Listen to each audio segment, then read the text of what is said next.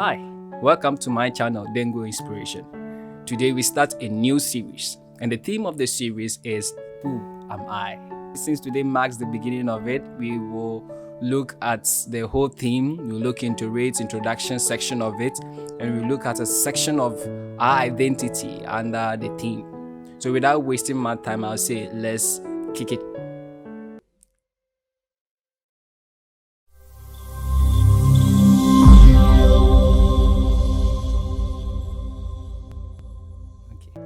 Hi, welcome to my channel, Dengo Inspiration. Today we start a new series, and the theme for the series is Who Am I?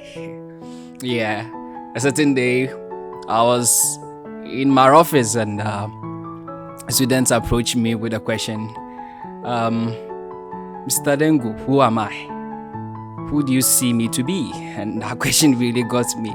Actually, I have a piece on it. I've gathered some information on that theme. So today we'll be talking about it. It's a whole series on its own. And today's episode will be focusing on the introductory part of it, and we'll look at an aspect of our identity. So when we talk about who am I, we are referring to our identity. Our identity in the physical and in the spiritual world. You know, as human beings, as we walk on the surface of this earth, we have two identities. We have identity as a spiritual being, and we have identity as a physical being. Biblically, they will tell you that we are made of spirit and flesh. I'm not being biblical. I just walk with you, so just walk with me.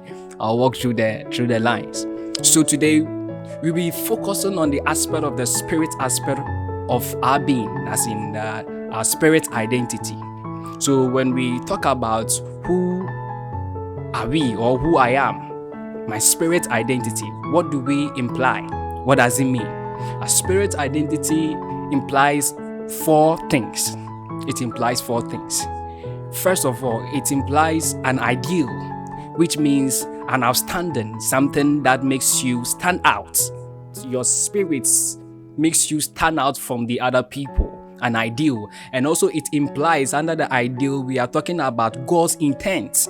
What makes you ideal, what makes you stand out is God's intent buried in you. I know you'll be asking that question, what do you mean by God's intent buried in within me? God's intent buried in within you implies that you are on this earth to continue God's creation. The creation was completed, but its completion was end in you. And what do I mean by it was end in you? It was end in you because God deposited in within you another seed which will continue what He was doing. That is what He has already created. So God's intention has to do with something mystical, something mystery. It is not known to the world. The world have no idea of it. It's a mystery. It's something up to you to discover. Your spirit identity is something which is your assignment to discover. It's a mystery. Two, God's intent implies a fulfilled identity or a fulfilled creation. It means God has already created the thing in within you. Whatever you are meant to be, whatever you are going to bring up or add up to what already exists, already it exists in within you. God have finished creating that thing, but deep in within you, He have deposited it in within you. If it's an idea, that idea is a complete idea, but it is buried. It's a mystery. So your ability to discover it helps you to implement it. So whoever who is operating from his potential, whoever who is operating from his spirit realm, whatever that he brings out is something pure. And until the mystery is being revealed, we will not know the full detail of what it entails. So our spiritual identity has to do with an ideal in the sense of God's intent, and what implies to be God's intent means it's something mystical to something which is already being fulfilled. That means it is done in within you. And two, it's a light. Whatever that you do in this world, whether it's being good or bad, is something that enlightens humanity. It's something that humanity sees and adds something to their existence. It adds something to what already exists. So your spiritual identity is a mystery. Two, we talk about the second aspect of our spiritual identity, and that has to do with a vessel of execution, a vessel of exercising authority and dominioncy. A vessel of exercising authority and dominioncy. This means that we as a human being walking on this earth, despite the fact that you are just a carnal person, whoever that you are, I just want you to know that one identity of you, your spiritual identity, is that you are a vessel of exercising authority and dominioncy. Deep in within you, God have given you that identity to dominate wherever that you find yourself. Why? Because if you don't dominate, you can't use the resources that are available to you. Whatever God intends you to implement or to create, to add up to what already exists, is an idea that is in within you. But your ability to execute it, demands an authority and dominioncy over the resource that is available. The resource as in the creations around you, and the resource as in the human beings that are even around you. So those who have been able to master that identity very well can even control other fellow men in order to fulfill that their intent, that is their idea, the ideas God have buried in within them. The third element of our spiritual identity is that it's a proof of creation existing and yet to come. We are a proof of creation existing and yet to come. What does it mean?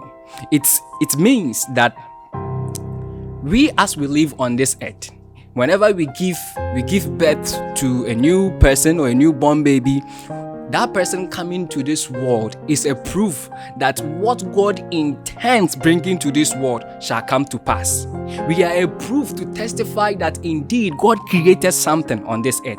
We are a proof to manifest what have not yet been created. As far as we live, as far as we have breath, as far as we can breathe, as far as we are moving, as far as we can think, there is hope that we can bring to existence what God has buried in within us.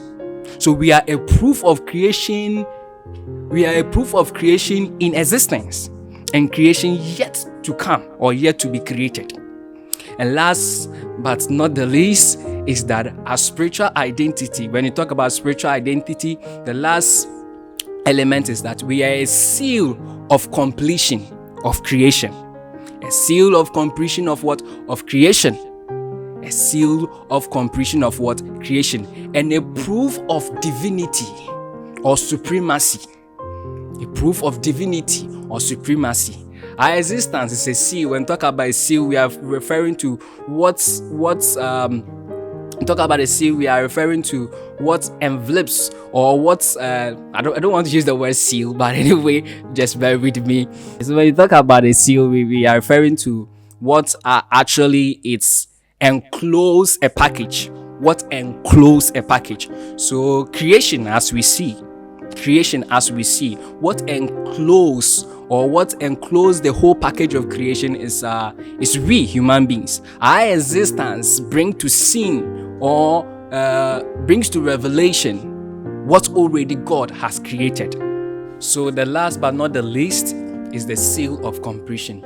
And the seal of completion in the sense of creation and also as a proof of sovereignty or supremacy. So in totality, this is what I would say. Our spiritual identity is a complete being. That is one. Two, our spiritual identity, it has its own world. And three, it is the powerhouse to the life that you possess. And to sum everything up, I would say the spiritual components of who we are is the warehouse to everything that we will be or we will become.